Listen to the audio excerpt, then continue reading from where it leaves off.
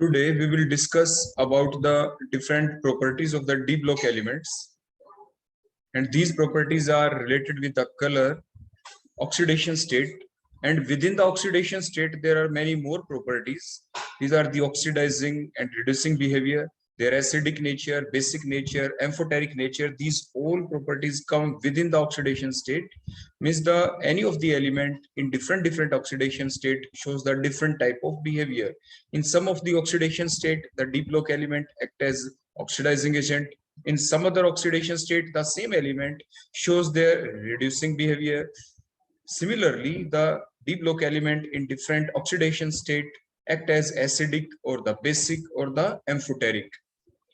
The d block element also show the property that is the alloy formation property, the interstitial compound formation property, and very interesting nature of the d block element is that the most of the d block element act as the catalyst. वो catalyst भी का भी काम करते हैं in different organic reactions, in different inorganic reactions. तो ये सारी की सारी प्रॉपर्टी आज हम डी ब्लॉक की डिस्कस करेंगे. आमतौर पे जब भी आपके बोर्ड एग्जाम होगा या कोई भी और एग्जाम आप दे रहे हो तो उसके दौरान जो ये टॉपिक आज का है इसमें से कोई ना कोई क्वेश्चन आपको देखने को जरूर मिलेगा. तो अब हम इन सभी प्रॉपर्टी को इन डिटेल डिस्कस करेंगे.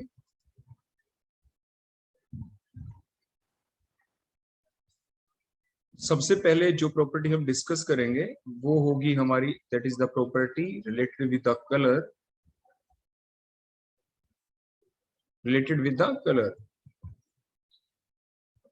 वैसे एक बड़ा बेसिक सा फैक्ट है जो हम आपको बता दें, जो आप लोअर क्लासेस में पढ़ते आए हैं, वो ये कि जो सन है, सन के अंदर से जितनी भी रेडिएशंस आती हैं, these radiations called as the electromagnetic radiations. और जो सन लाइट है उसका जो कलर होता है दैट इज व्हाइट. और इसके अंदर जो स्पेक्ट्रा होता है, इलेक्ट्रोमैग्नेटिक स्पेक्ट्रम देखे, उसमें एक रीजन आता है that is called as the visible region, जिसे आप विबग्योर कहते हैं. देखो VIBGYOR, VIBGYOR. Violet, indigo, blue, green, yellow, orange, red. Red की एनर्जी सबसे कम होती है, लीस्ट एनर्जी वाला कलर होता है ये, लीस्ट एनर्जी है इसकी, सबसे कम एनर्जी. वायलेट जो एंड है that is the most maximum energy and, इसकी मैक्सिमम एनर्जी होती है. और आप याद कैसे करें अगर आप भूल जाएं तो देखो V से आगे कौन आता है इधर, अल्ट्रावायलेट. और आप जानते हैं ultraviolet radiations are harmful for us, for our eyes, for our cornea. They may damage the cornea of our eye. आपने पढ़ा भी होगा ओजोन जो लेयर है अर्थ का, जो देखो ये मान लीजिए अर्थ है, अर्थ के बाहर 0 से लेके जो 12 किलोमीटर की जो हाइट होती है, 0 से 12 kilometre, that is called as troposphere. उसके बाद नेक्स्ट 12 से लेके जो 50 किलोमीटर की जो हाइट है that is called as stratosphere up to the 50 kilometre. और इसके अंदर 32 से लेके, देखो ये 32 से लेके और 48 किलोमीटर तक जो ये गैस का धुआं है that is the ozone layer. ये आपकी ओजोन लेयर होती है जो हमें इस हार्मफुल अल्ट्रावायलेट रेडिएशन से बचाती है. वो कट ऑफ कर देती है हार्मफुल अल्ट्रावायलेट रेडिएशंस को, और वो अर्थ के सरफेस तक, जो ये हमारा अर्थ है, अर्थ के सरफेस तक दीज हार्मफुल रेडिएशंस जो हैं ये आपकी पहुंच नहीं पाती. ऊपर से जो भी ये यूवी रेज आई वो ऊपर ही कट ऑफ हो गई, आई यहाँ पे कट ऑफ हो गई बीच में, वो नीचे नहीं आ पाती क्योंकि ये है ओजोन लेयर. ओजोन लेयर की जो थिकनेस है वो कितनी होती है, जैसे मैंने अभी आपको बताया 32 किलोमीटर से स्टार्ट और 48 किलोमीटर तक होती है. मीन 16 किलोमीटर की थिकनेस होती है ओजोन लेयर की, 16 किलोमीटर थिकनेस. तो ये सिर्फ चीज मैंने आपको इसलिए बताई, कई बार कुछ स्टूडेंट भूल जाते हैं कि जब पूछा गया कौन सा मैक्सिमम एनर्जी का एंड होता है विबग्योर में तो पजल हो जाते. तो आप इसी बेसिस पे ध्यान रखते, V violet maximum energy. V violet की मैक्सिमम एनर्जी क्यों? क्योंकि उस एंड के ऊपर अल्ट्रावायलेट रेडिएशंस, उनकी ज्यादा एनर्जी होती है, ज्यादा एनर्जेटिक रेडिएशंस होती हैं, तभी तो वो हमारे लिए हार्मफुल होती हैं. It means violet end is the most energy end, end the red जो एंड है that is the least energy end, और रेड से आगे इधर इंफ्रारेड आपका आ जाता है। अब ये जो 7 कलर्स हैं इनके मिलने से, मैंने पहले बताया जो सनलाइट है that is a white in colour, वो व्हाइट कलर की होती है। अब क्वेश्चन ये आया कि मान लीजिए आपने फॉर एग्जाम्पल मैंने अभी ब्लू शर्ट पहन रखी है लाइट ब्लूइश कलर, तो ऐसा उसका कलर क्यों है? ऐसा इसलिए है कि जो वो शर्ट है, देखो ये मैंने यहाँ पे शर्ट लिख दिया, हुआ क्या, ये लाइट आके शर्ट के ऊपर गिरती है, उसके बाद हर चीज एटम से मिलके बनी हुई होती है। एटम के बीच में क्या होते हैं? एटम के बीच में न्यूक्लियस, बाहर उसके डिफरेंट शेल्स हैं। उन शेल में कोई ना कोई एक शेल ऐसी जरूर होगी जिसे आप वैलेंस शेल कहेंगे। उसे आप क्या कहेंगे? Valence shell. वैलेंस शेल में कोई इलेक्ट्रॉन जरूर होगा, वो इलेक्ट्रॉन न्यूक्लियस से अट्रैक्टेड जरूर होगा। अब ये इलेक्ट्रॉन ही तो है वैलेंस शेल का which get excited into the next shell, जिसके अंदर अभी कोई भी इलेक्ट्रॉन नहीं है। तो मीन्स हुआ क्या कि जब ये लाइट आके शर्ट के ऊपर गिरी, लाइट ने सभी कलर को एब्जॉर्ब कर लिया, only one colour gate reflected, और वो जो भी यहाँ पे पर्सन है वो उसकी आई तक पहुंच गया। बोलो कौन सा कलर यहाँ तक पहुंचा? That is the blue colour. किसी की शर्ट ब्लैक कलर की है, तो वो ब्लैक कलर की क्यों है? बताओ क्यों है? क्योंकि वो जो शर्ट है ब्लैक कलर की, उसने क्या किया, उसने जितनी भी लाइट रेडिएशंस आई सभी को एब्जॉर्ब कर लिया, वापस कुछ भी नहीं आई। कोई भी जो कलर का रेडिएशन है, कलर की जो रेडिएशन है, कोई भी हमारी आंख तक नहीं पहुंची, पर्सन की आंख तक नहीं पहुंची। इसलिए जो शर्ट है वो ब्लैक इन कलर होती है। कोई जो शर्ट है व्हाइट इन कलर है, ऐसा क्यों? क्योंकि जो रेडिएशंस आई वो शर्ट से टकरा के वो वापस यूं के यूं पर्सन तक पहुंच गई, कुछ भी एब्जॉर्प्शन नहीं हुई, कुछ भी एब्जॉर्ब नहीं हुआ, तो इसलिए व्हाइट कलर उसका हो जाता है। तो दैट इज द रीजन कि कोई भी सब्सटेंस हमें कैसे कलर का दिखाई देता है। तो that is the visible reason जिसकी वजह से ये सारा सब कुछ होता है। लेकिन अब हम चलते हैं अपने केमिस्ट्री के बेसिस के ऊपर कि केमिस्ट्री में जब आपसे एक क्वेश्चन पूछ लिया जाए कि कोई भी जो सब्सटेंस है वो ब्लू कलर का क्यों है, येलो कलर का क्यों है, तो हमें इस बात से कोई मतलब नहीं कि वो ब्लू कलर का है, येलो कलर का है। हमें केमिस्ट्री में ये नहीं देखना, हमें केमिस्ट्री में सिर्फ क्या देखना है? Why it is coloured. वो कलर्ड है तो आखिर क्यों है? वो कलर्ड है तो क्यों है? तो उससे पहले मैं आपको डी ब्लॉक के अंदर आपको इन डिटेल बताऊं, उससे पहले बेसिक हम वो क्वेश्चन लेंगे जो आपने लोअर क्लासेस के अंदर एक पढ़ा था। आपने पीरियोडिक टेबल के अंदर सीखा, और पीरियोडिक टेबल के अंदर आपने डिफरेंट जो ग्रुप्स हैं उनके बारे में, एक ग्रुप नंबर 1 है, ग्रुप नंबर 2 है, उससे रिलेटेड एक क्वेश्चन मैं आपके सामने लेके आता हूं, ताकि फिर आपको डी ब्लॉक वाला क्वेश्चन आराम से समझ में आ जाए। आपने पढ़ा होगा कि एक क्वेश्चन था कि why beryllium and magnesium, why beryllium and magnesium gives no colour, gives no colour in the flame, gives no colour in flame. इसकी सेंस क्या है? इसकी सेंस देखो ये है कि आपके पास मान लीजिए बर्नर है, देखो इस टाइप से ये बर्नर था आपके पास। आपने क्या किया, आपने देखो एक स्पैचुला ली। स्पैचुला मींस लैब के अंदर आपने देखी होगी वो चम्मच जैसी होती है एक एंड से, और जो उसका अदर एंड होता है वो आपका होता है नाइफ की तरह काम करता है, आप इससे कट कर सकते हैं।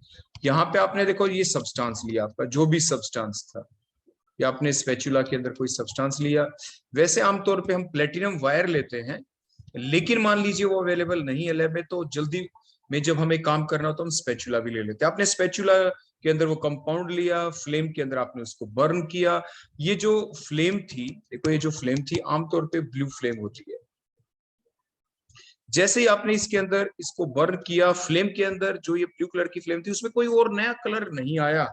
कुछ सब्सटेंस ऐसे भी होते हैं, मान लीजिए आप अपने हेयर्स ही ले लें, हेयर, जब अपने हेयर्स को लेके आप ऐसे बर्नर के अंदर आप उसको हीटअप करके देखेंगे तो कलर आएगा अलग से, क्योंकि इसके अंदर हमारे हेयर्स के अंदर क्या होते हैं? दीज आर प्रोटीन्स, प्रोटीन्स होते हैं, कैरेटिन प्रोटीन होती है, आपने पढ़ा है।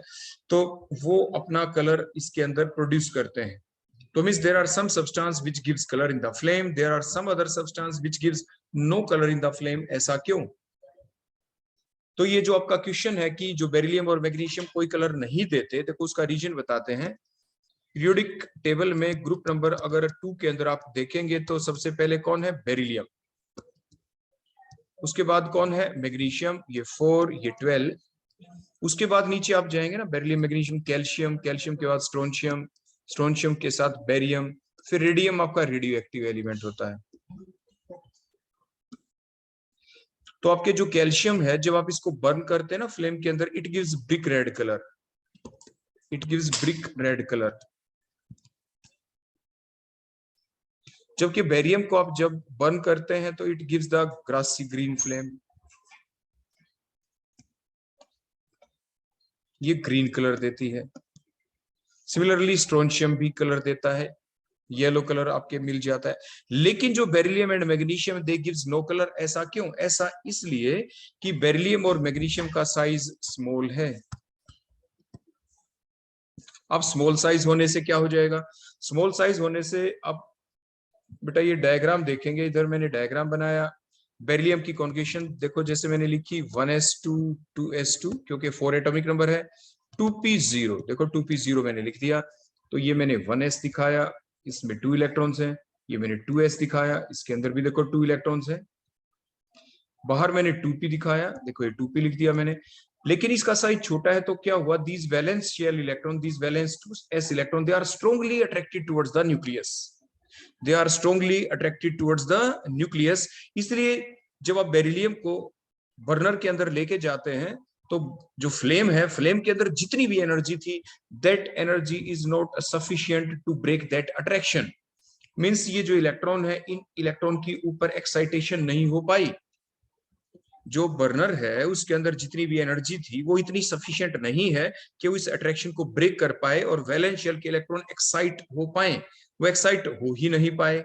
जब एक्साइटेशन उसकी हुई ही नहीं, तो फिर कलर कहां से आएगा? लेकिन फिर आपके दिमाग में क्वेश्चन उठ रहा होगा कि ऐसा अगर एक्साइटेशन हो जाता तो क्या होता? तो उसके लिए हम कंपैरिजन करते हैं यहाँ पे कैल्शियम के साथ, जो कि ब्रिक रेड कलर देता है। मान लीजिए, देखो दूसरा आइटम हम यहाँ पे ड्रा करते हैं आपके सामने। देखो राइट साइड में मैंने क्लियर कर दी स्क्रीन यहाँ पे। दूसरा आइटम हम कैल्शियम का लेके दिखाएंगे आपको। देखो हुआ क्या है, ये न्यूक्लियस, न्यूक्लियस के बाहर ये शेल, ये डिफरेंट शेल।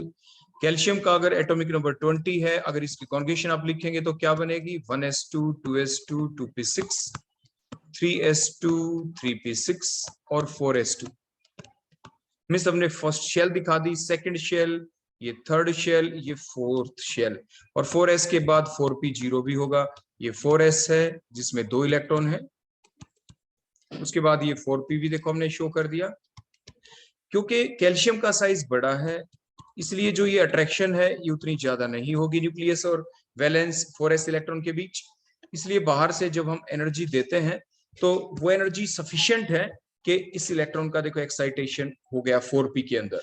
अब एक्साइटेशन के बाद क्या हुआ बेटा, वो देखो नेक्स्ट चीज देखने की है। ये first shell, second shell, third shell, fourth shell, ये 4p दिखा दिया। 4p में देखो इलेक्ट्रॉन पहुंच चुके हैं। ये इलेक्ट्रॉन कोई और नहीं, ये एक्साइटेड इलेक्ट्रॉन है जो 4p के अंदर चला गया। ये 4p, ये 4s, ये एक्साइटेड इलेक्ट्रॉन है। अब आप ये बताएं, एक्साइटेड इलेक्ट्रॉन का मतलब ये एक्साइट कब हुआ? जब इसको एनर्जी मिली, अट्रैक्शन ब्रेक हुई। मींस एक्साइटेड जो इलेक्ट्रॉन है इसकी हाई एनर्जी है। और एक बेसिक फैक्ट है कि जो स्टेबिलिटी होती है, stability that is always inversely proportional to the energy, कि lesser the energy more will be the stability.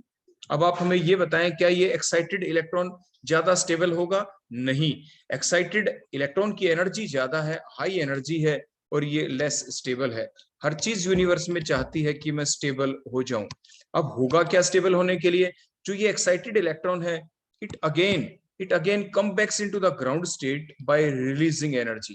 देखो दोबारा नीचे आ गया और इसने क्या लूज कर दी बेटा? इसने लूज कर दी एनर्जी। और ये एनर्जी लूज कहां पे की? It loses the energy, it releases the energy in the visible reason, in the visible reason. देखो दुनिया में जितनी भी चीज कलर्ड है, वो सिर्फ तभी कलर्ड है जो ये रीजन है जिसे आप विजिबल रीजन कहते हैं। अगर इस रेंज में एनर्जी रिलीज होगी, इस रेंज में अगर एनर्जी रिलीज होगी, तभी कोई भी सब्सटेंस कलर्ड होगा, अदरवाइज वो सब्सटेंस कलर्ड नहीं होगा। तो ओवरऑल आपने क्या देखा यहाँ पे? आपने ये देखा कि कोई भी सब्सटेंस कलर्ड कब होता है? कलर्ड होने के लिए सबसे पहले इलेक्ट्रॉन का ग्राउंड स्टेट से एक्साइटेड स्टेट में जाना जरूरी है। जैसे यहाँ पे ग्राउंड स्टेट कौन थी? बताओ बेटा ग्राउंड स्टेट कौन है कैल्शियम के केस में 4s, और एक्साइटेड स्टेट यहाँ पे बोलो कौन सी है, दैट इज द 4p। और ग्राउंड स्टेट और एक्साइटेड स्टेट के बीच का जो एनर्जी का गैप है, इतनी एनर्जी मिलनी जरूरी थी बाहर से, जो कि बंसन बर्नर जो कि फ्लेम थी उससे मिल गई। क्यों सफिशिएंट थी वो, क्योंकि कैल्शियम का साइज बड़ा है, क्योंकि ये एटम हमने कैल्शियम का ले रखा है, इसका साइज बड़ा है। डाउन द ग्रुप जाते पीरियोडिक टेबल में साइज इंक्रीज हो जाता है। इसलिए आफ्टर एब्जॉर्बिंग एनर्जी, इसलिए ऐसे क्वेश्चन का जब हम जवाब देते हैं तो देखो लैंग्वेज भी हम आपको बता देते हैं, जो आप लिखते हैं कि आफ्टर एब्जॉर्बिंग एनर्जी, जो बेसिक लैंग्वेज आपने लिखी होगी लोअर क्लास में, कि after absorbing energy the valence electron get excited. Valence electron क्या हो जाता है, get excited. The valence electron get excited. और जब वैलेंस इलेक्ट्रॉन एक्साइट हो गया तो ब्रैकेट में आप क्या लिख देते हैं, ये अनस्टेबल भी हो गया, देखो हमने अनस्टेबल भी लिख दिया। उसके बाद नेक्स्ट लाइन में आप क्या लिखते हैं कि the excited valence electron, the excited electron comes back, the excited electron comes back in the ground state, the excited electron comes back in the ground state. लेकिन कैसे आएगा ग्राउंड स्टेट में, bye releasing energy, bye releasing energy. लेकिन energy भी release कहां पे करेगा, bye releasing energy in the visible reason, bye releasing energy in the visible reason, visible region के अंदर वो एनर्जी रिलीज कर देता है। So the substance appeared coloured, so the substance gives colour in the flame, so the substance gives colour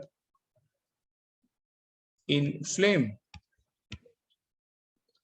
तो ये कोई भी क्वेश्चन कलर का आ जाए, एनी क्वेश्चन, कोई भी क्वेश्चन, लैंग्वेज यही बनेगी कि after absorbing energy the valence electron get excited, become unstable, these excited electron again comes back in the ground state by releasing energy in the visible region, so the substance appeared colored, वो हमें colored दिखाई देता है। अब जो मैंने अभी बात बताई, बेरिलियम और मैग्नीशियम कलर क्यों नहीं देते, क्योंकि इनका साइज स्मॉल है। तो इसका जवाब आप क्या लिख देते हैं कि due to their small size, due to their small size, their का मतलब किसका, बेरिलियम और मैग्नीशियम का, due to their small size. बोलो आगे क्या लिखें, बताओ शाबाश, due to their small size The valence electron cannot be excited,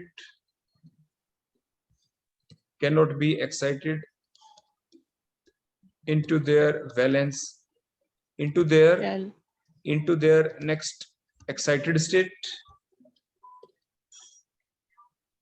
और जब तक इलेक्ट्रॉन एक्साइटेड स्टेट में जाएगा ही नहीं तो वापस नीचे कैसे आएगा, और जब वो वापस नीचे आता है तभी तो एनर्जी निकलती है विजिबल रीजन में, और तभी सब्सटेंस आपका कलर्ड दिखाई देता है। तो due to their small size very high excitation energy is required which is not provided by the Bunsen burner. आप सिंपली ऐसा भी लिख सकते हैं इसमें कि due to their small size the high excitation energy is required which is not provided by the Bunsen burner, so the beryllium and magnesium gives no color in the flame, आगे बेटा बात समझ में इतनी? हाँ जी अंकल। अब देखो इन्हीं बातों को अब ध्यान में रखते हुए अब हमारा चलेगा अगला क्वेश्चन कलर से रिलेटेड ही, कि जो डी ब्लॉक एलिमेंट है कुछ कलर देते हैं कुछ नहीं देते, तो वो कब देंगे कलर कब नहीं देंगे, वो बेस तो हमने आपको बता दिया, लेकिन साथ ही साथ कलर देने के लिए एक मस्ट कंडीशन है डी ब्लॉक एलिमेंट्स के अंदर कि the d block element must have unpaired electron, the d block elements must have unpaired electron, इनके पास अनपेयर्ड इलेक्ट्रॉन जरूर होने चाहिए, पहली चीज ये। दूसरी चीज अनपेड इलेक्ट्रॉन तो है, उसके बाद क्या होगा, दूसरी चीज आप हमेशा डी ब्लॉक एलिमेंट में ये लिखते हैं कि there occurs d d transition, there occurs d d transition, के इनके अंदर डी डी ट्रांजिशन भी हो जाती है। डी डी ट्रांजिशन का मतलब हम एक डी को तो कहेंगे ये ग्राउंड स्टेट है, दूसरे डी को हम कहेंगे कि वो एक्साइटेड स्टेट है। अभी अभी आपने सीखा था ना कि हमारे पास दो स्टेट का होना जरूरी है। One is the ground state जिसमें इलेक्ट्रॉन अवेलेबल है, जिसके अंदर अनपेयर्ड इलेक्ट्रॉन अवेलेबल है, वो तो हो गई आपकी ground state, which is now equivalent to 1D, किसी एक डी के इक्वल है। दूसरा एक्साइटेड स्टेट जिसमें ये जो अनपेड इलेक्ट्रॉन है ये मूव करके चले जाएंगे। यहाँ पे एक डी से दूसरे डी में इलेक्ट्रॉनों का जाना, उसी को कहते हैं डी डी ट्रांजिशन। इलेक्ट्रॉन्स का डी से डी में जाना ही डी डी ट्रांजिशन कहलाता है। अब आपके दिमाग में क्वेश्चन ये उठ रहा होगा कि आखिर ये डी डी ऐसे अलग कैसे हो गया।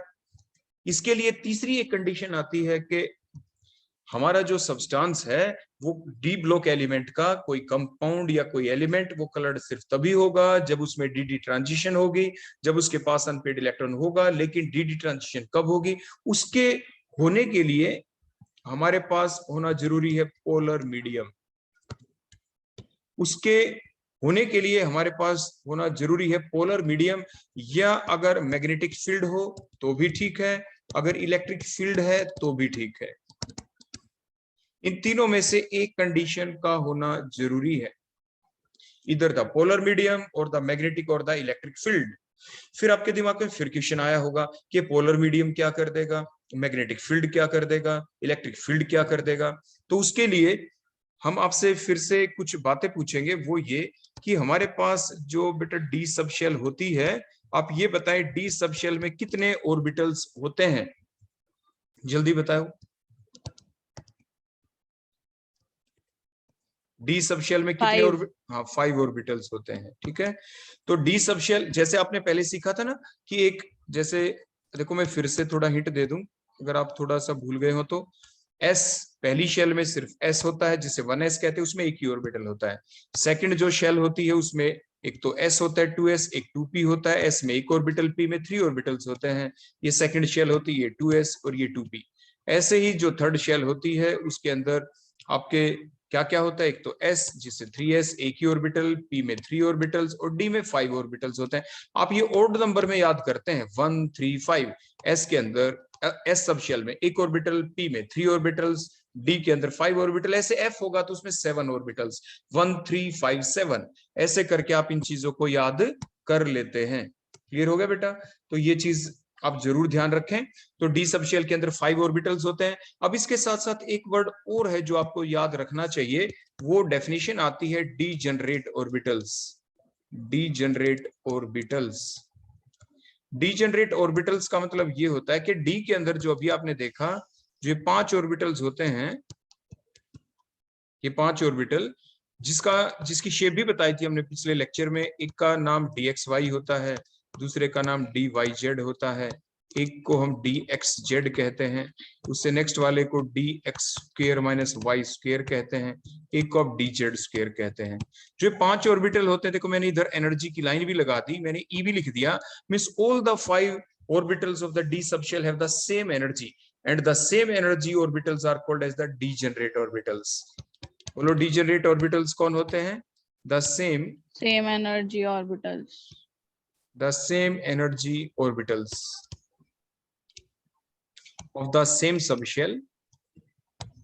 वो सेम ही सबशेल के ही तो होंगे, जैसे डी के 5 है, पांचों की एनर्जी बिल्कुल सेम है, आर कॉल्ड, आप उन्हें डीजेनरेट ऑर्बिटल्स कहते हैं। अब अगला क्वेश्चन ये उठा कि डी के जो 5 ऑर्बिटल थे, पांचों की एनर्जी सेम है, ये सेम कब तक रहती है? ये सेम सिर्फ तब तक रहती है, इसका अगर एग्जाम में आपसे पूछ लिया जाए तो आप कहेंगे all the d subshell 5 orbitals, that is the dxy, dyz, dxz, dx² - y² and the dz², all have the same energy only in the absence of, बोलो क्या? जो मैंने 3 नाम पहले लिख रखे हैं कलर के आगे, बोलो क्या क्या 3 बातें लिख रखी हैं? only in the absence of, जल्दी बताओ। पोलर मीडियम, Polar और medium, magnetic field, electric field. हाँ बिल्कुल, ये तीन बातें आप लिख देंगे, ये इसका जवाब बन जाएगा आपके एग्जाम के अंदर, means magnetic and the electric field. जब तक मैग्नेटिक फील्ड नहीं है, इलेक्ट्रिक फील्ड नहीं है, जब तक पोलर मीडियम नहीं है, डी के पांचों ऑर्बिटल की एनर्जी सेम रहेगी। लेकिन जैसे ही पोलर मीडियम आ जाएगा, polar means water, water is a polar substance, आप जानते हैं। तो जो अपना इन्वायरमेंट है, जो हमारा इन्वायरमेंट है जिसमें हम रहते हैं, यहाँ पे ह्यूमिडिटी तो होती है, आप न्यूज में सुनते हैं ना कि आज की ह्यूमिडिटी इतनी है इन्वायरमेंट की, तो मीन्स ह्यूमिडिटी तो होती है, वाटर तो होगा ही, पोलर मीडियम तो होगा ही। और जब होगा पोलर मीडियम तो डी सबशेल के 5 ऑर्बिटल्स, इनकी जो डीजनरेसी है वो डिस्ट्रॉय हो जाएगी। बोलो डी के पांचों ऑर्बिटल कब सेम एनर्जी के नहीं रहेंगे? जब पोलर मीडियम आ जाए, जब मैग्नेटिक फील्ड आ जाए, जब इलेक्ट्रिक फील्ड आ जाए, तब इनकी डीजनरेसी डिस्ट्रॉय हो जाती है। अब आगे अब हम आपको ये बताने वाले हैं कि इनकी डीजनरेसी डिस्ट्रॉय कैसे होती है। देखो अब वो आप देखना कि in the presence of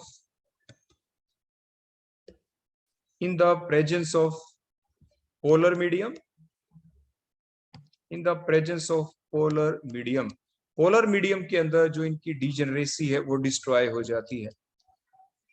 the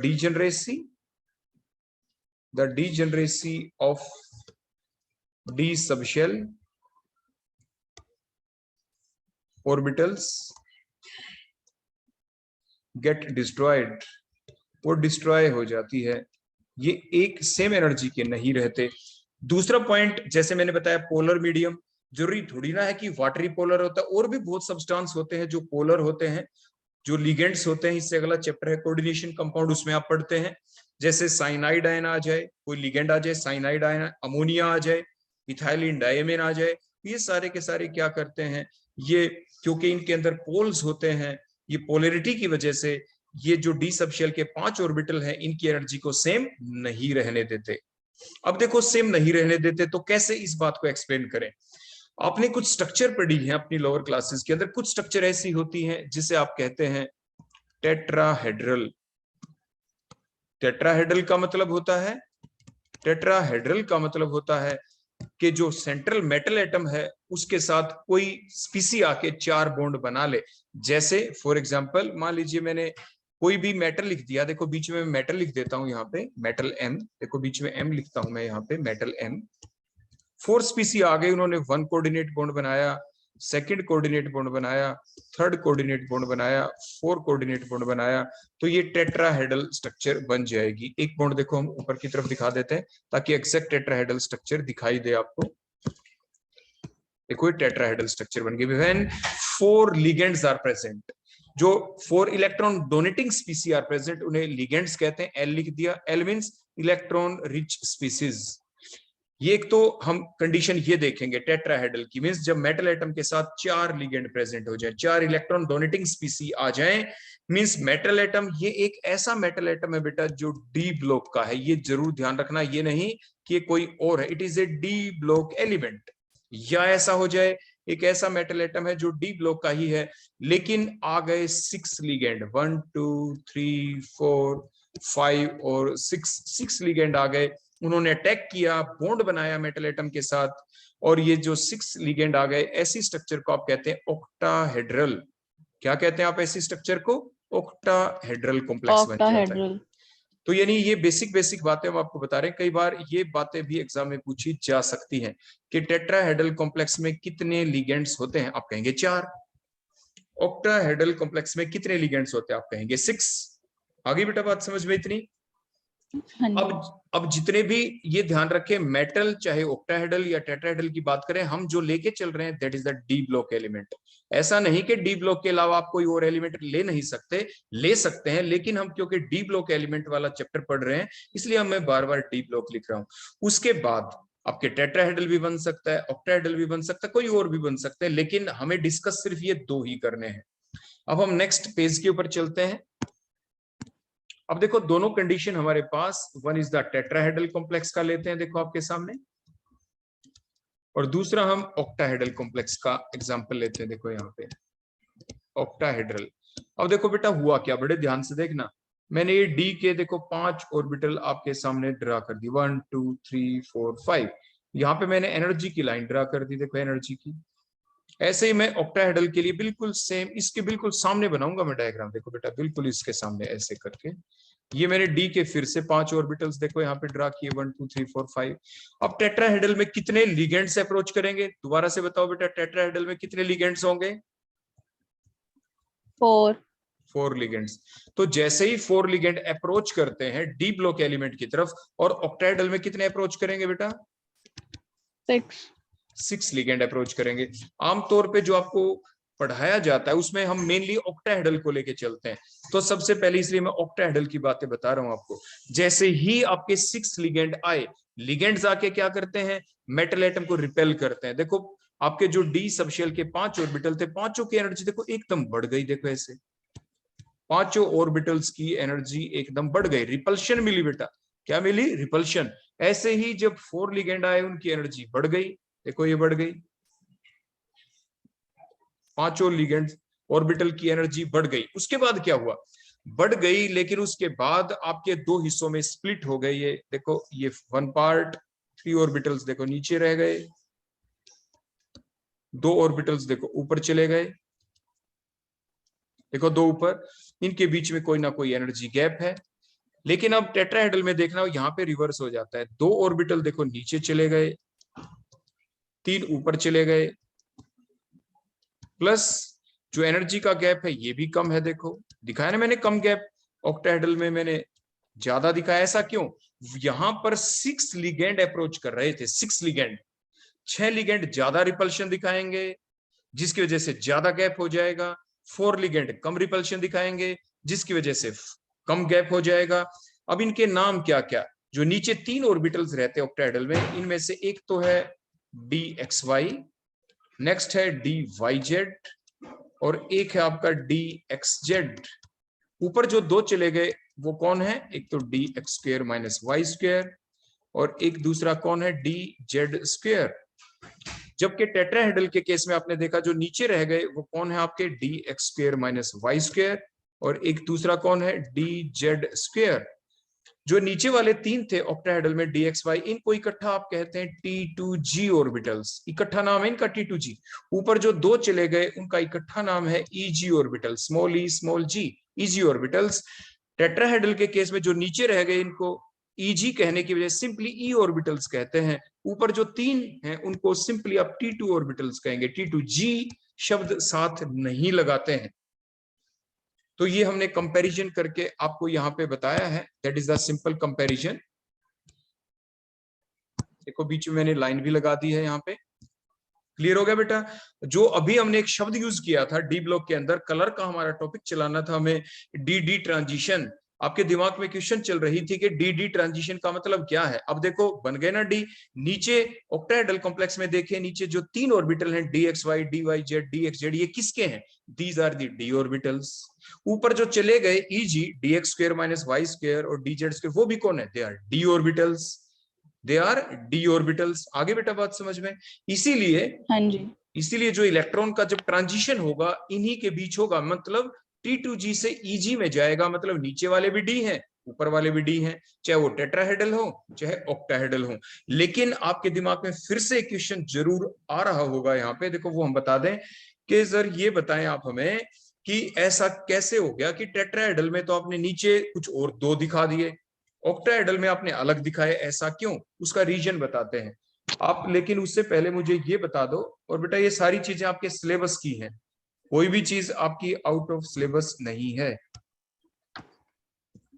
देखो डी के 5 ऑर्बिटल्स के नाम बताओ बेटा कौन कौन से होते हैं, जल्दी से बताओ, मैं स्ट्रक्चर बनाऊंगा। पहला नाम DX2 DX, - DY। पहले आप इनके बताओ जो T2G वाले हैं। DXY देखो मैंने लिख दिया, DXY मैंने लिखा, इसका मतलब X और Y के DYZ कहां पे होते हैं? डबल डबल शेप, X और Y के बीच में। DYZ में कहां पे होगा बोलो? Y और Z Y और एक्सिस के Z के बीच बीच में में। 2 डबल डबल शेप है। एक है DXZ, बोलो कहां पे होंगे? X और Z Z और X के एक्सिस बीच के में। बीच में। उसके बाद नेक्स्ट DX² - Y², ये कहां पे होंगे बेटा? Y और X एक्सिस पे। हाँ, Y और 2 X 2 एक्सिस डबल। के ऊपर डबल डबल शेप है इसकी भी। एक ये Z एक्सिस हो गया, तो DZ² में एक तो p ऑर्बिटल होता है on the Z axis, p और ऑर्बिटल एक s वाला। एक s का होता है बीच में।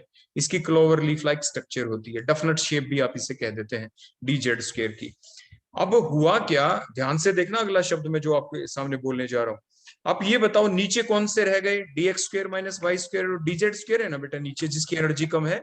ज्यादा एनर्जी हाँ किनकी जी, है, टेट्राहेड्रल के केस में जो T2 वाले थे ऊपर। T2 T2 वाले कौन थे, dxy था, दूसरा dyz था, dyz dzx। और ये dxz था, dxz था। ठीक है, मींस ये ऊपर क्यों गए, क्योंकि इनको रिपल्शन ज्यादा मिली।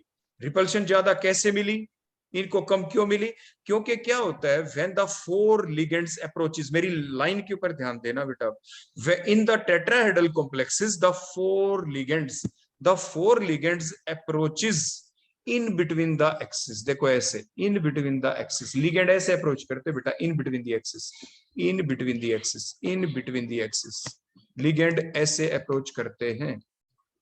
बोलो in case of the tetrahedral complexes the four ligands, बोलो कैसे अप्रोच करते हैं, they approaches towards the metal atom, they approaches towards metal atom.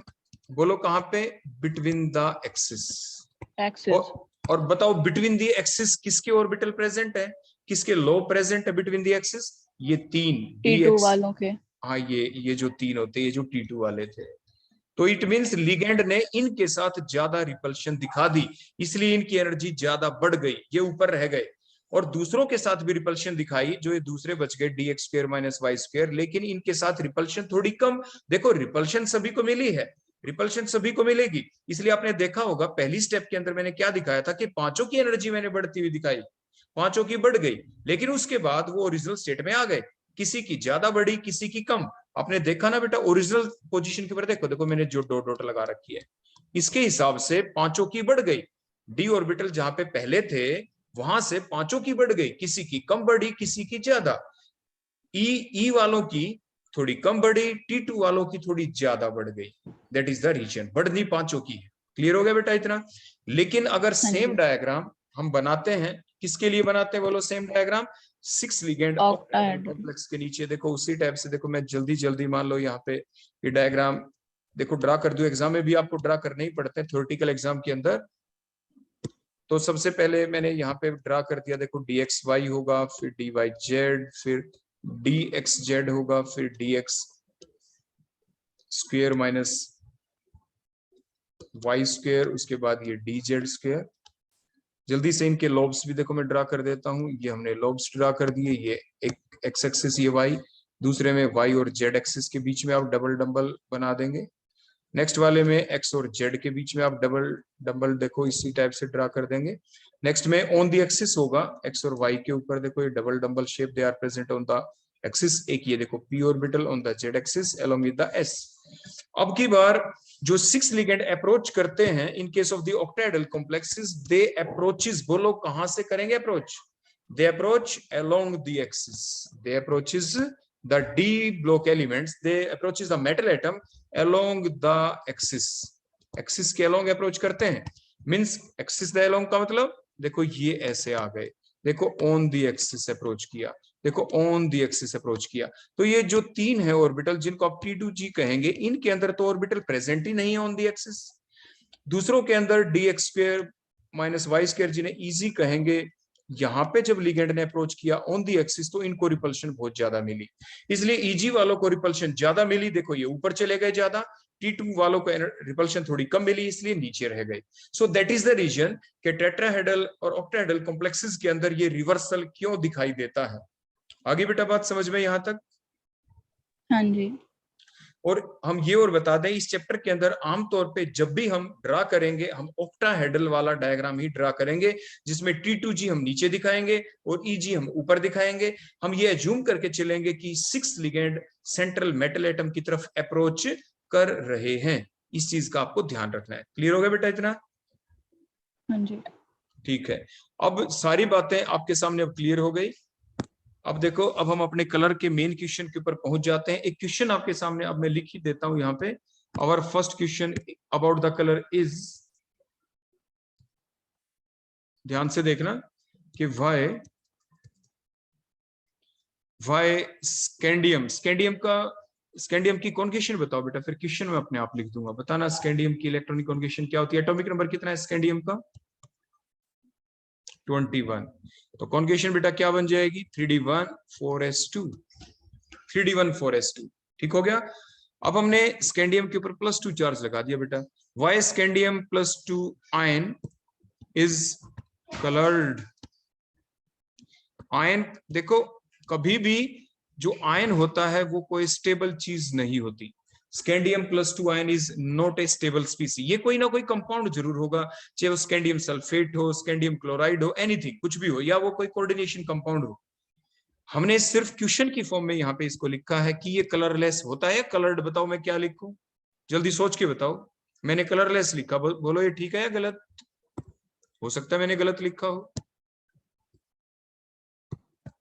Y scandium +2 ion is coloured, ये कलर्ड होता है, ये हमें एक्सप्लेन करना है।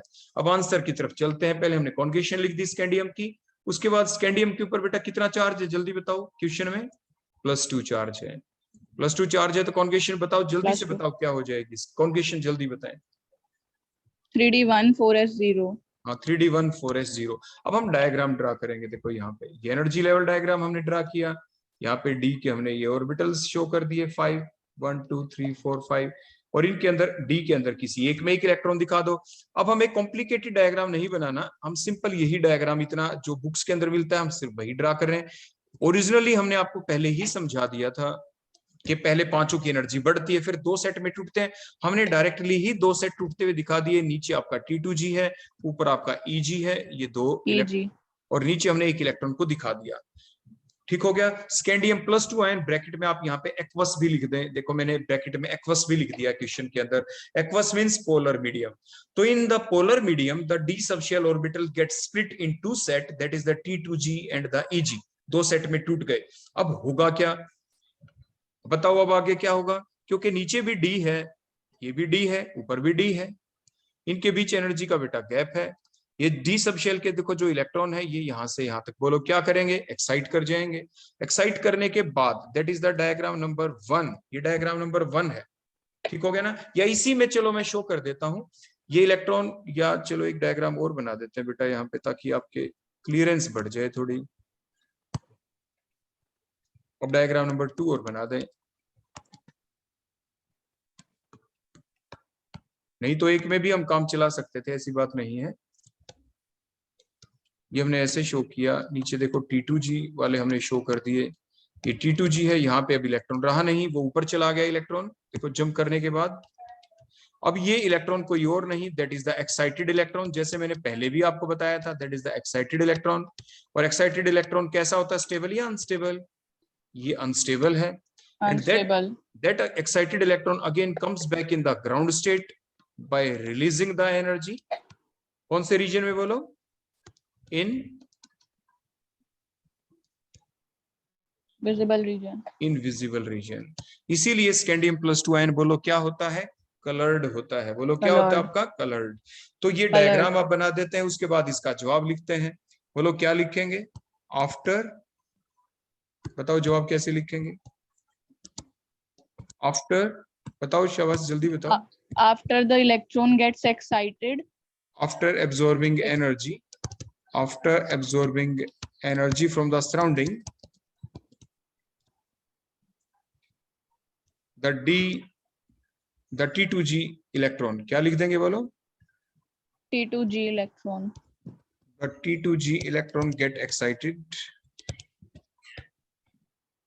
unstable, get excited into the, बोलो किसमें? EG, into the EG orbital and become unstable, and become, बोलो क्या हो जाएगा वो? Unstable। unstable, उसके बाद नेक्स्ट क्या लिखेंगे बोलो? The excited electron comes back in the ground state, the excited electron by comes, releasing energy, comes back in ground state।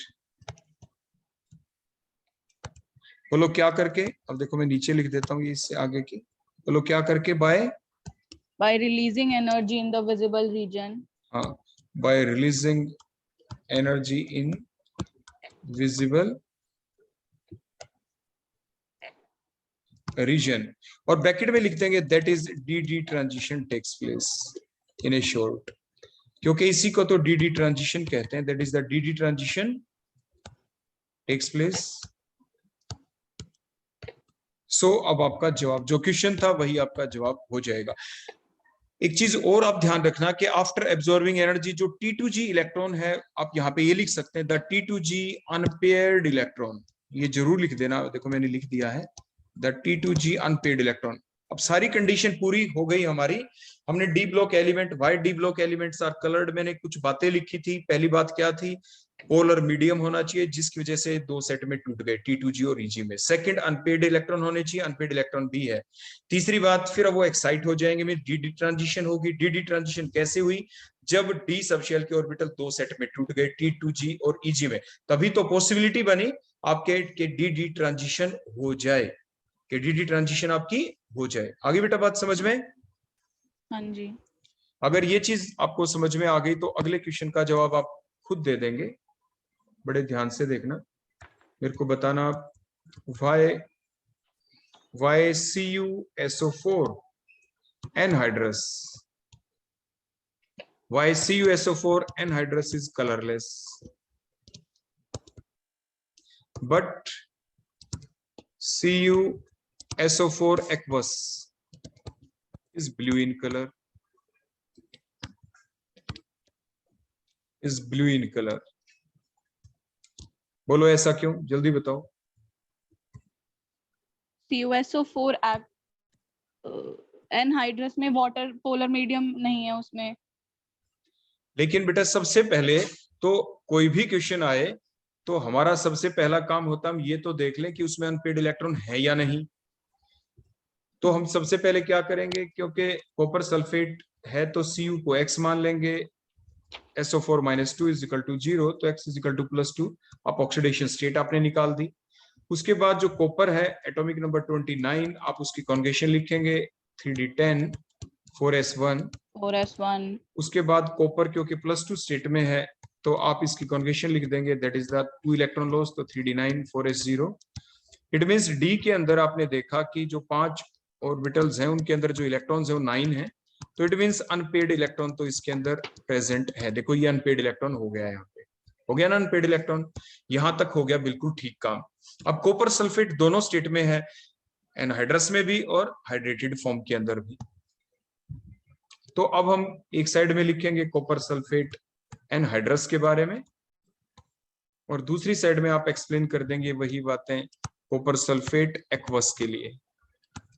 अब लिखेंगे वो बात जो आप बता रहे थे कि इन, बोलो कौन से, in the absence of copper sulphate anhydrous, in the absence of polar medium, what, in the absence of the polar medium,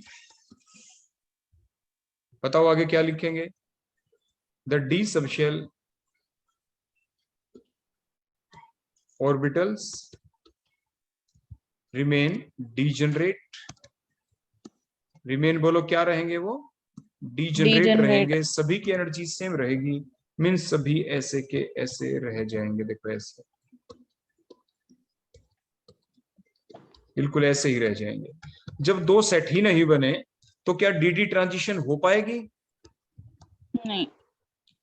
and thus no d transition will occur, and thus no d transition will occur, इसलिए कोई भी D transition नहीं होगी। और D transition नहीं होगी तो hence जो आपका क्वेश्चन था वो आप यहाँ पे आंसर लिख देंगे ऊपर वाले पार्ट का, hence the copper sulphate anhydrous is colourless.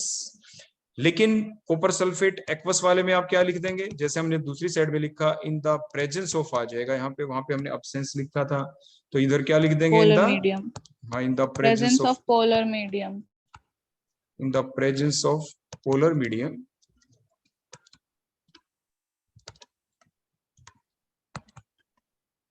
the degeneracy, या आप कह सकते हैं the d subshell get split into, बोलो किसमें, T2G and EG, इसमें स्प्लिट हो जाएगी फिर अब हम स्प्लिट करते हुए दिखा देंगे, देखो यहाँ पे इसी टाइप से इलेक्ट्रॉन फिलअप कर देंगे। उसके बाद आप ये इधर ई लिखना मत भूलना बेटा, देखो जैसे हम इधर भूल गए थे, ई जरूर लिखेंगे आप, नहीं तो पता क्या चलेगा ये एनर्जी लेवल को रिप्रेजेंट कर रहे हैं। तो उस टाइप से ये इलेक्ट्रॉन हमने फिलअप कर दिए। देखो अनपेड इलेक्ट्रॉन है देखो ऊपर, इसीलिए क्या होगा, एक इलेक्ट्रॉन नीचे से ऊपर जा सकता है, देखो ये चला जाएगा, यहाँ पे चला जाएगा ना, यहाँ पे मींस डीडी, और ये इलेक्ट्रॉन ऊपर जाके दोबारा से देखो फिर एरो दिखाया, ये नीचे आएगा, और नीचे आएगा तो एनर्जी क्या होते हुए दिखाएंगे, यहाँ पे रिलीज हो Released in जाएगी visible region. एनर्जी। एक ही डायग्राम में हमने क्लियर कर दिया। तो अब आप नीचे एक ही लाइन में भी जवाब दे देना कि ड्यू टू बोलो कौन सी ट्रांजिशन, DD transition. हाँ due to DD transition.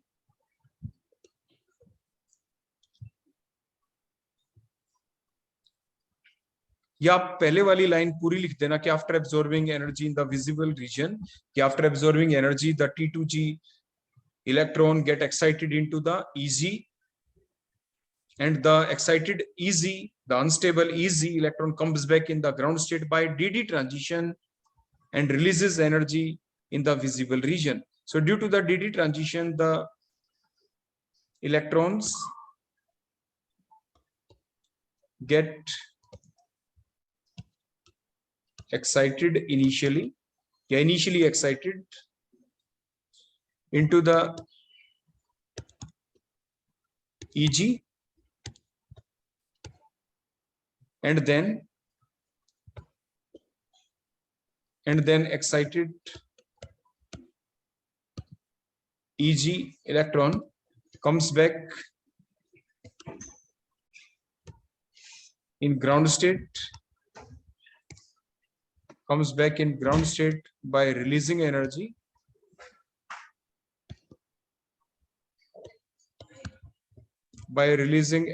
in the visible region.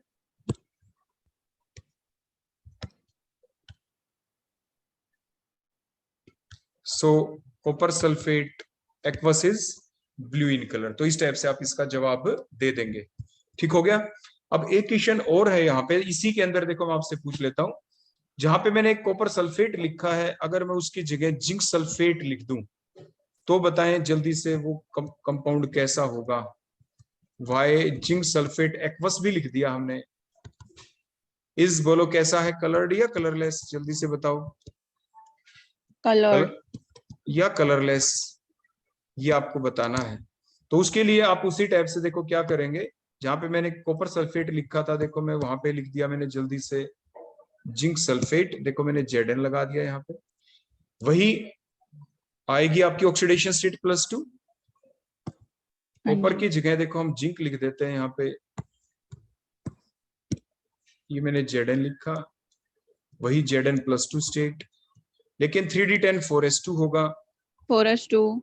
तो यहाँ पे इसीलिए जो कॉन्फ़िगरेशन भी बनेगी Zn+2 की, वो क्या बन जाएगी, दैट इज, बताओ शाबाश क्या बनेगी, 3d10 और 4s0। देखो 10 इलेक्ट्रॉन्स रहे, क्या कोई अनपेड इलेक्ट्रॉन है अब, नहीं है ही नहीं। जब कोई अनपेड इलेक्ट्रॉन ही नहीं तो क्या डीडी ट्रांजिशन हो जाएगी, no d d transition will occur due to the absence of the unpaired electron. तो आपका जो जिंक सल्फेट है पोलर मीडियम भी है, दो सेट में ये स्प्लिट भी हो जाएंगे। देखो यहाँ पे, देखो इधर जैसे डायग्राम है, मैं यहाँ पे जिंक सल्फेट का डायग्राम बना दूं आपके लिए, देखो हमने डायग्राम भी बना दिया, देखो जिंक सल्फेट ये स्प्लिट भी हो गया, लेकिन कोई भी अनपेयर्ड इलेक्ट्रॉन तो है ही नहीं। देखो सारे पेयर्ड हैं, देखो सारे पेयर्ड हैं। जब इलेक्ट्रॉन ही सारे पेयर्ड अप हो गए तो क्या ये डीडी ट्रांजिशन होगी, नो डीडी ट्रांजिशन भी लगकर, क्योंकि जगह ही नहीं। जो इलेक्ट्रॉन नीचे से ऊपर जाना चाहता है जाए कहां, नहीं जाएगा ना, कोई जगह ही नहीं है। आगे बेटा बात समझ में। हाँ जी। तो यानी ये जो बेसिक फैक्ट है किसी भी क्वेश्चन का जवाब देने के लिए जो हमें चाहिए, तो वो चीज हमें ध्यान रखनी है। तो इस क्वेश्चन का जवाब बोलो क्या बनेगा, पोलर मीडियम भी है, दो सेट में भी स्प्लिट हो गए, लेकिन फिर भी डीडी ट्रांजिशन नहीं हो रही, क्यों नहीं हो रही dd transition? Means no Because it dd has no transition. unpaired electron. हाँ, no dd transition will occur. No dd transition will occur due to the absence of Unpaired electron. unpaired electron। तो ये इसका जवाब बन जाता है। तो इसलिए dd ट्रांजिशन नहीं हुई क्योंकि अनपेड इलेक्ट्रॉन नहीं, इसलिए जिंक सल्फेट एक्वस कलरलेस होता है। इसलिए कैसा होता है? ये कलरलेस होता है। Colorless. आगे बेटा बात समझ में? तो ये थे डिफरेंट क्वेश्चंस जो आपके कलर से रिलेटेड थे। तो कलर से रिलेटेड कोई भी क्वेश्चन आए तो बेसिक बातें जरूर ध्यान रखें कि पोलर मीडियम का होना जरूरी, 2 सेट में टूट जाएंगे, लेकिन फिर आप अनपेड इलेक्ट्रॉन देखें, अनपेड इलेक्ट्रॉन है तो dd ट्रांजिशन हो जाएगी, अगर अनपेड इलेक्ट्रॉन नहीं है तो कोई dd ट्रांजिशन नहीं होगी। Like in that particular case, that is the zinc sulphate के केस में आपने देखा यहाँ पे। तो ये थे डिफरेंट क्वेश्चन कलर और कलरलेस के या कलर्ड होने के। जरूरी नहीं कि यही क्वेश्चन आए आपके एग्जाम में, कोई भी आ जाए, कोई भी डी ब्लॉक एलिमेंट दे दे। सबसे पहला काम देखो, न्यूट्रल स्टेट में ऑक्सीडेशन कॉन्फ़िगरेशन जरूर लिखे, जैसे जिंक की लिखे। उसके बाद उसकी आयनिक स्टेट की कॉन्फ़िगरेशन लिखे। वैलेंस शेल के इलेक्ट्रॉन लॉस करें, जैसे 4s2 के इलेक्ट्रॉन लॉस किए। उसके बाद 3d में कितने इलेक्ट्रॉन है वो देखें, वो फुलफिल्ड है या नहीं है। अनपेड इलेक्ट्रॉन दिखे तो dd ट्रांजिशन कहते हो जाएगी और वो कलर्ड भी हो जाएगा। तो इस टाइप से आपको कलर के क्वेश्चनों का जवाब देना होता है। आगे बेटा बात समझ में यहां तक? हाँ जी अंकल। ठीक है, अब हम अपना अगला टॉपिक लेते हैं। अगले टॉपिक बड़े छोटे छोटे होंगे, बड़े सिंपल से हैं। तो नेक्स्ट हमारा टॉपिक है इसके अंकल बाद। एक डाउट था, हाँ बोलो। जब हम dd ट्रांजिशन करते हैं तो जो ग्राउंड स्टेट में इलेक्ट्रॉन्स होते हैं वो सारे एक्साइटेड होते हैं या फिर जिसको ऊपर जाना होता है वही वाला एक्साइटेड होता नहीं, है? सारे इलेक्ट्रॉन ऊपर नहीं जाते, सारे इलेक्ट्रॉन ऊपर नहीं जाते। एक टाइम में एक ही इलेक्ट्रॉन ऊपर जाएगा। जितना स्पेस तो है, जैसे एक्साइटेड जैसे अभी आपने देखा ना, ऊपर स्पेस ही एक इलेक्ट्रॉन का था। एक एटम कॉपर के केस में देखा, एक ही इलेक्ट्रॉन ऊपर जा सकता था क्योंकि स्पेस ही एक इलेक्ट्रॉन का था, एक का ही था ना स्पेस वहां पे। तो दो तो जा नहीं हाँ जी। सकते ना, वो अगेंस्ट द रूल हो जाएंगे। कुछ रूल आते हैं, ये जो स्पेक्ट्रोस्कोपी बनती है आगे जाके, यूवी विजिबल स्पेक्ट्रोस्कोपी बनती है हायर क्लासेस में जाके, वहां पे कुछ रूल आते हैं जो इस बात को एक्सप्लेन करते हैं। उन्हें सिलेक्शन रूल कहा जाता है कि द रूल विच एक्सप्लेन कि under which condition the dd transition will occur and what are the condition under which no dd transition will occur. जो ऐसी बातों को एक्सप्लेन करता है, उन्हीं सारे रूल्स को सिलेक्शन रूल कहा जाता है। ठीक है ना बेटा? हाँ जी। एक चीज और, जैसे आपने पूछ ली तो बेटा आपको बता ही देते हैं, देखो ध्यान देना। जैसे आप सामने स्क्रीन के ऊपर देखना, अभी आपने ये पूछा मेरे से कि मान लो मैं कॉपर का केस ही ले लेता हूँ। 3D जो 9 आ गया था कॉपर +2 का, 2 2 4 2 6 8 और 9, ये D9 कॉन्फ़िगरेशन है। कई बार एग्जाम में कॉपर का नाम भी नहीं लेंगे, इतना लिख देंगे जैसे मैंने आपके सामने लिखा D9 कॉन्फ़िगरेशन लिख दिया, बस एलिमेंट का नाम ही नहीं बताया। D9 तो कॉन्फ़िगरेशन किसी और की भी हो सकती है, तो लिख दिया D9 कॉन्फ़िगरेशन है किसी एलिमेंट की। देखो मैंने D9 का डायग्राम बना दिया, और एक्वस फॉर्म के अंदर है तो कोई 2 सेट में देखो स्प्लिट हो गया आपका। देखो यहाँ पे देखो 2 2 4 2 6, और ये ऊपर हमने ये 2 8 और 1 9, ये नीचे 2 T2G लिख दिया, ऊपर EG लिख दिया मान लीजिए हमने। अब उसके बाद एक रूल देखें बड़े ध्यान से, देखो जो मैं बता रहा हूं, आप ये बताएं, एक देखो एक इलेक्ट्रॉन ही ऊपर जाएगा क्योंकि एक की जगह है। आप ये बताओ कौन सा इलेक्ट्रॉन ऊपर जाएगा? कौन से ऊपर का मतलब क्या है? समझ रहे हो मेरी बात? मैं क्या पूछना चाहता हूं? मैं ये पूछना चाहता हूं आपसे कि जो इलेक्ट्रॉन नीचे से ऊपर जाएगा वो कौन सा जाएगा। देखो 2 इलेक्ट्रॉन यहाँ पे पता है कौन से हैं? एक इलेक्ट्रॉन ऐसा है जिसका अपवर्ड डायरेक्शन में एरो है, दूसरा इलेक्ट्रॉन ऐसा ऑर्बिटल में जिसका डाउनवर्ड डायरेक्शन में एरो है। कौन सा इलेक्ट्रॉन ऊपर जाएगा इन दोनों में से? देखो इन दोनों में से कौन सा ऊपर जाएगा? अपवर्ड डायरेक्शन वाला डाउनवर्ड वाला। हाँ डाउनवर्ड वाला, क्योंकि देखो एक आपने पोली एक्सक्लूजन प्रिंसिपल पढ़ा था, उसमें आपने ये पढ़ा था कि एक ऑर्बिटल में 2 सेम स्पिन इलेक्ट्रॉन आ के सकते हैं। हो नहीं सकते। हाँ सेम स्पिन के नहीं हो सकते, इसलिए ये जो इलेक्ट्रॉन है ना, देखो ये वाला जिसका डाउनवर्ड डायरेक्शन में, तो ये इलेक्ट्रॉन ही ऊपर एक्साइट होके जाएगा। तो मैं ये चीज इसलिए बताई, जो आप कह रहे थे ना कि क्या सारे इलेक्ट्रॉन ही जंप कर जाएंगे, तो that is the selection rule. इसे क्या कहते हैं? Selection rule. Means multiplicity change नहीं होनी चाहिए। मल्टीप्लिसिटी क्या चेंज हुई? नो। फिर आपके दिमाग में ये क्वेश्चन अब आ गया होगा कि ये मल्टीप्लिसिटी क्या थी? आपने पढ़ा था ना hertz rule of the maximum multiplicity. Multiplicity का फॉर्मूला होता है 2s+1। 2s+1। s क्या है? स्पिन। s क्या है? स्पिन। देखो अब ये बताओ, जितने अनपेड इलेक्ट्रॉन पहले थे अब भी उतने ही रहेंगे एक्साइटेशन के बाद भी, मतलब वो एक्साइटेशन प्रेफरेबली की जाएगी जिसके दौरान मल्टीप्लिसिटी के अंदर कोई चेंज ना आए। Means number of unpaired electron उतने ही रहने चाहिए जितने एक्साइटेशन से पहले थे, उतने ही एक्साइटेशन के बाद रहने चाहिए। अब मान लीजिए, देखो मैंने एक्साइटेशन कर दी, ध्यान से देखना, देखो मैंने डायग्राम बना दिया, देखो ये आपके लिए, ये डायग्राम ऊपर वाला है, ध्यान से देखना आप। नीचे 2 इलेक्ट्रॉन है, सच एक ये नीचे रह गया। अब ऊपर, ये ऊपर, एक ऊपर चला गया। देखो अब ये बताओ, क्या एक्साइटेशन से पहले कितने अनपेड इलेक्ट्रॉन्स थे? बताओ बेटा, एक्साइटेशन से पहले कितने अनपेड इलेक्ट्रॉन थे? 1। हाँ, एक ही था, देखो जो ऊपर की तरफ आपको दिख रहा था। अब हमने एक्साइटेशन कर दी। ये जो सेकंड डायग्राम है दैट इज आफ्टर एक्साइटेशन। अब आफ्टर एक्साइटेशन कितने अनपेड इलेक्ट्रॉन है बताओ? 1। वो भी 1 है, हो गया ना 1। तो मीन्स मल्टीप्लिसिटी क्या रही? सेम। मल्टीप्लिसिटी क्या रही? सेम। आप कहेंगे सेम कैसे? नंबर ऑफ अनपेड इलेक्ट्रॉन क्योंकि सेम है तो मल्टीप्लिसिटी भी सेम होगी। क्योंकि एक ऑर्बिटल में 2 इलेक्ट्रॉन है तो यहाँ पे मल्टीप्लिसिटी बोलो क्या बनेगी? +½ प्लस में -½ इज इक्वल टू 0। दूसरे ऑर्बिटल में भी 0, तीसरे में भी, एंड सो ऑन। इस टाइप से आप निकाल सकते हैं। जिस ऑर्बिटल में अकेला इलेक्ट्रॉन है वो तो एक ही हुआ ना अनपेड इलेक्ट्रॉन। तो इसलिए फार्मूले में क्या पुट करोगे? 2 × 1/2 प्लस में 1, तो ये से ये कट गया तो मल्टीप्लिसिटी आएगी 2। दोनों केसेस में मल्टीप्लिसिटी आपकी सेम रहेगी। यही आपका सिलेक्शन रूल का पॉइंट था कि the multiplicity should remain same. अगर मल्टीप्लिसिटी सेम रहती है तो वो एक्साइटेशन आपकी प्रेफरेबली मानी जाएगी कि वही होगी। अदरवाइज अगर मल्टीप्लिसिटी चेंज होगी तो वो आपकी एक्साइटेशन नहीं मानी जाएगी। तो इन चीजों का आपको ध्यान रखना है। आगे बेटा बात समझ में? हाँ जी। और कोई डाउट हो तो पूछ सकते हो आप। नहीं होगा। इसके बाद नेक्स्ट देखो, छोटे छोटे टॉपिक हैं हमारे।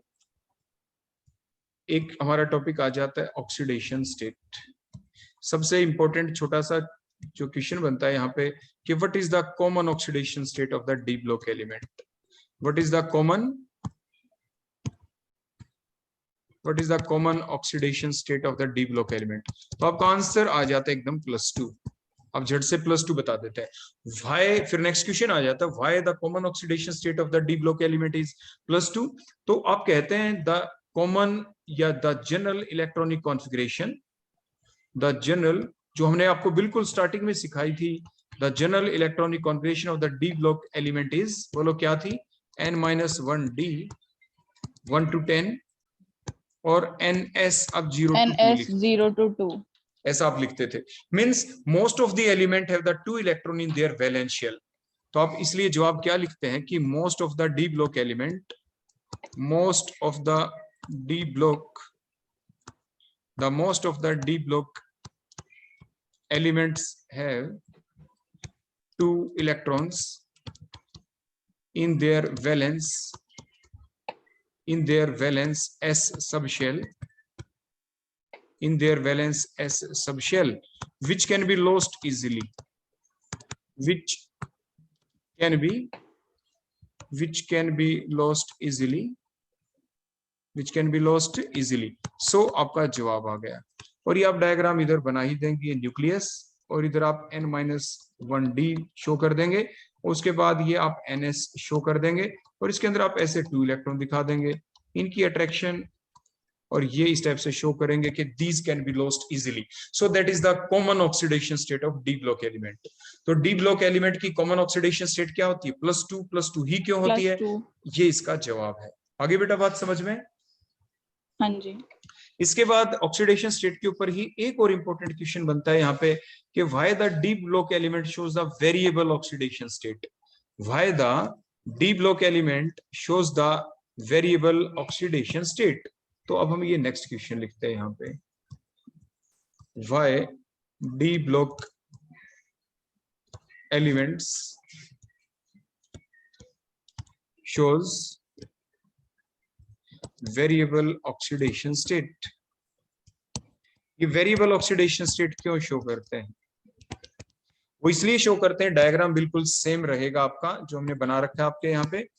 अब लेकिन आंसर चेंज हो जाएगा। इस डायग्राम में आपको क्या दिख रहा है? आपको ये दिख रहा है इस डायग्राम के अंदर कि आपके जो ये N-1D है और ये जो NS है, इनके बीच there is very less energy gap. There is very less energy gap. इसीलिए जब NS के इलेक्ट्रॉन लॉस होते हैं तो N-D के अंदर देखो जितने भी इलेक्ट्रॉन होंगे वो तो डिपेंड करता है एलिमेंट टू एलिमेंट के, स्कैंडियम में कितने, टाइटेनियम में कितने, वेनेडियम, क्रोमियम में कितने। तो NS के इलेक्ट्रॉन लॉस होते हैं तो साथ के साथ N-1D के इलेक्ट्रॉन भी लॉस हो जाते हैं क्योंकि एनर्जी गैप बहुत ही कम है। मींस जब भी आप बाहर से एनर्जी देते हैं, जब भी आप बाहर से एनर्जी प्रोवाइड करते हैं, क्योंकि एनर्जी गैप दोनों का लगभग यानी सेम है, एनर्जी लगभग सेम है दोनों की, N-1D और NS की एनर्जी लगभग सेम है, एनर्जी बहुत ही कम है। इसलिए जब आप एनर्जी बाहर से देते हैं तो NS के साथ N-1D के भी इलेक्ट्रॉन लॉस हो जाते हैं। तो इस टाइप से आप इसका जवाब लिखेंगे। तो जवाब में आप क्या लिखेंगे कि due to nearly the same energy, due to nearly the same energy of N-1D and NS, या आप इसको ऐसे भी लिख सकते हैं इसी लाइन को और करके कि ड्यू टू, अगर ये लाइन आपको ध्यान ना रहे एग्जाम में तो आप ऐसा भी लिख सकते हैं, due to very low energy gap, due to very low energy gap between N-1D and NS, दोनों में से कोई भी एक लाइन आप लिख देना। The N-1D electron can be lost easily along with NS electron, hence आपका जवाब आ जाएगा। और ये आपका डायग्राम हमने बनाई रखा है। hence D block element shows the variable oxidation state। आगे बेटा बात समझ में? हाँ जी। अब जो आपकी ऑक्सीडेशन जो स्टेट का जो ये क्वेश्चन था, इसके बाद कुछ क्वेश्चन इस तरह के आते हैं जो डिपेंड करते हैं, किससे कोरिलेट होते हैं, अबाउट द नेचर, मींस उनका ऑक्सीडाइजिंग नेचर है या रिड्यूसिंग नेचर है। फॉर एग्जाम्पल मान लीजिए मैं आपसे ये पूछता हूं कोई एलिमेंट का, देखो क्वेश्चन हम बाद में लिखते हैं यहाँ पे, आप ये बताओ Mn मैंगनीज, Mn जो मैंगनीज है, मैग्नीज का एटॉमिक नंबर बताएं बेटा कितना है? 25। ठीक है। कॉन्फ़िगरेशन बताओ? 3d5 4s2। हाँ ये भी बिल्कुल ठीक है। अब आप हमें जल्दी से ये बता दो, अगर मैं आपको ये कह दूं कि हमारे पास Mn के ऊपर +4 चार्ज है, तो बोलो कॉन्फ़िगरेशन कितनी हो जाएगी? 3d3 4s0। 3d3 3d4 4s। बताओ शाबाश, 4 इलेक्ट्रॉन निकाल लें। हाँ 3d3 4s0। बिल्कुल ठीक है। अगर मैं आपको ये कह दूं कि Mn+3 की बताओ कॉन्फ़िगरेशन, तो क्या लिखोगे? 3d4 4s0। हाँ 3d4 4s0। अगर मैं एक ये कहूं कि Mn+2 की लिखो? 3d5 4s0। हाँ 3d5 4s0। इस टाइप से हो गया बेटा क्लियर इतनी बातें? तो मीन्स क्या है कि सबसे पहले इंपॉर्टेंट पॉइंट क्या होता है कि आपको इलेक्ट्रॉनिक कॉन्फ़िगरेशन ही लिखनी आनी चाहिए। अगर इलेक्ट्रॉनिक कॉन्फ़िगरेशन आपको लिखनी आ गई तो कोई भी क्वेश्चन आ जाए आप उसका जवाब बड़ी आराम से दे पाएंगे। देखो क्यों दे पाएंगे, देखो अभी बताते हैं। आप एक चीज और बता दो मेरे को, आपने ये पढ़ा है ऑक्सीडाइजिंग एजेंट, एक शब्द ऑक्सीडाइजिंग एजेंट कौन से पीरियोडिक टेबल में कौन से ग्रुप के एलिमेंट होते हैं बताओ जल्दी बताओ, ऑक्सीडाइजिंग एजेंट कौन से ग्रुप के एलिमेंट होते हैं? ग्रुप नंबर 17 के। ये वो एलिमेंट होते हैं विच कैन गेन इलेक्ट्रॉन या electrons easily, and get stabilized in the aqueous solution. वो कोई भी एलिमेंट जो इलेक्ट्रॉन गेन कर ले और एक्वस सॉल्यूशन में स्टेबलाइज हो जाए, आप उसे ऑक्सीडाइजिंग एजेंट कहते हैं। इसके रिवर्स हम ये डेफिनेशन भी लिख देते हैं यहाँ पे, रिड्यूसिंग एजेंट।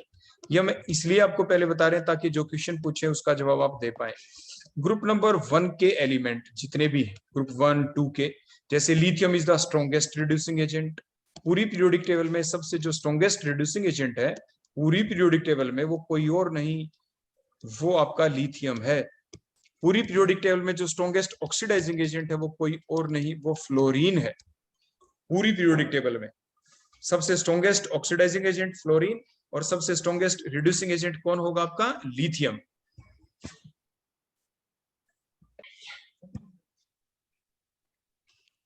अब बेटा आप हमें ये बताएं कि जो Mn+3 है, Mn+3 ये कैसा एजेंट होगा? एक्सप्लेन द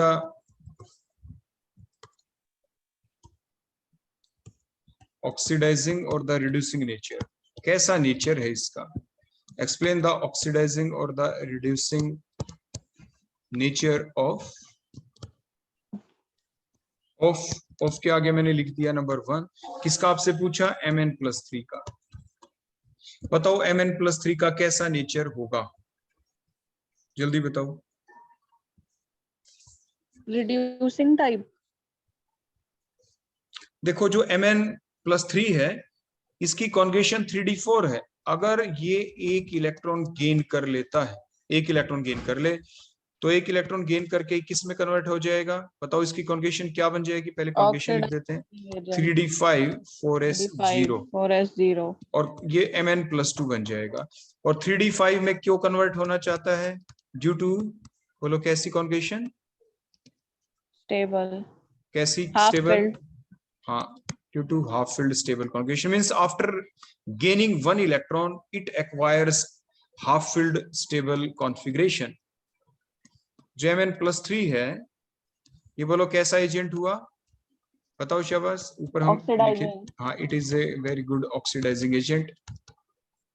क्यों है गुड ऑक्सीडाइजिंग एजेंट? बोलो आंसर क्या हो गया? नीचे आपने देख लिया कि after gaining how many electrons? After gaining 1 electron it acquires half filled stable configuration, so it is a very good oxidizing agent।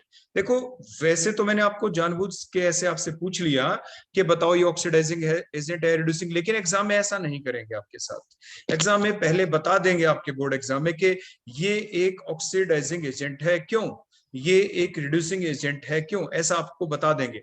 जैसे Mn+3 एक ऑक्सीडाइजिंग एजेंट है, व्हाई अपने आप बता दिया। जब उन्होंने बता ही दिया आपको पहले कि ऑक्सीडाइजिंग एजेंट है, तो ऑक्सीडाइजिंग एजेंट की डेफिनेशन आपको पता होनी चाहिए। तो आपके दिमाग में एकदम आएगा कि इसको इलेक्ट्रॉन गेन करके जरूर स्टेबल होता होगा। फिर आपका दिमाग एकदम क्लिक करेगा कि हाँ देखो 3d4 है, एक इलेक्ट्रॉन गेन करके देखो 3d5 हो जाएगा, तो इट मींस ये हाफ फील्ड स्टेबल कॉन्जुगेशन को एक्वायर कर लेगा, so it is a oxidising agent. ठीक है बेटा, आगे बात समझ में? हाँ जी। चलो ऐसा एक क्वेश्चन और पूछता हूं आपसे क्रोमियम के बारे में, about the chromium. Second question about the chromium. अगर मान लीजिए हम क्रोमियम+2 की कॉन्जुगेशन आपसे लिख पाए तो बोलो क्या लिखोगे? क्रोमियम की होती है 3d5 4s1। ठीक है, अब जो क्वेश्चन होगा यहाँ पे वो क्या है कि जो क्रोमियम+2 है it is a very good reducing agent. It is a very good reducing agent. ये पाया गया कि एक बहुत अच्छा रिड्यूसिंग एजेंट है। ऐसा क्यों?